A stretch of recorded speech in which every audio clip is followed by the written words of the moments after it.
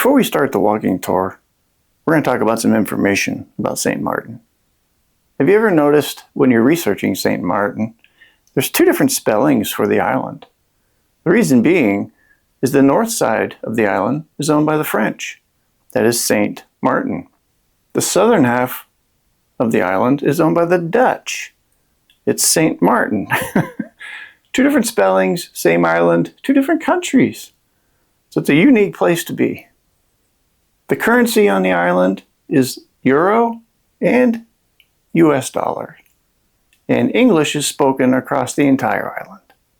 The cruise lines sailing there in 2026 include Royal Caribbean, Carnival, Celebrity, Windstar, and Silversea.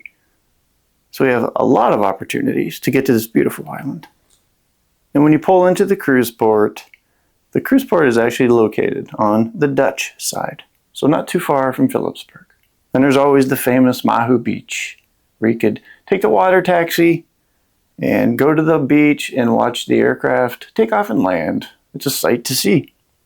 I feel like it's always rainy every time we go to Saint Maarten, but it actually does rain 145 days on average there a year. So I kind of get the gist of it, but it sure was rainy that day. But hey, a rainy day is better on a cruise ship on an island any day than being not on one. So there's a cool little bar there. It's called Sharky's. It was built in 2000. It's kind of just a little place where you can gather with your group before or after your tour.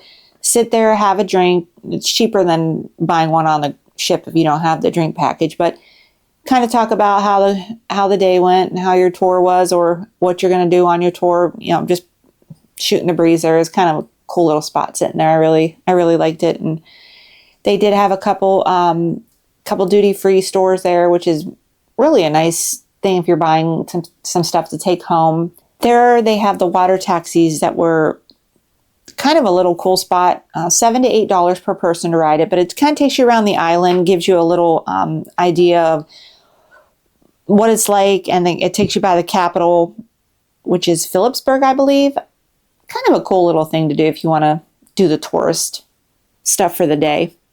That was a really cool little shop, David Yurman jewelry store. We did buy a watch there, which is all duty free again, which it helps a lot when you're spending money there and you don't really want to pay the taxes. So, I mean, that's another thing to think about when you're shopping on an island, the duty free. Then you always have the taxi dispatch. This is a kind of neat thing where they have the dispatcher. You go to him, you tell him where you want to go. He calls somebody and they give you the price as to where you're going to head out.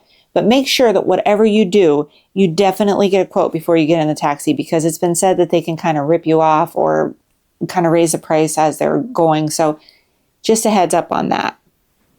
Then, of course, there was Doss. We met Andy. He was the owner of the cigar shop. Very nice guy. Rick and him hit it off. They actually sat outside of his little hut there that he sells the cigars in. They had a cigar, they talked, they got to know each other. Really, really nice guy. And there you have the mountain where all of the mountain goats were. It's kind of a neat thing. You can hear them and see them. It's just fascinating to watch them in their mountainous terrain, how they live and how they survive. And I don't know, it was kind of a neat thing to watch and hear. In all, it really was a great island. Saint Maarten is a great place to visit, and I can't wait to go back.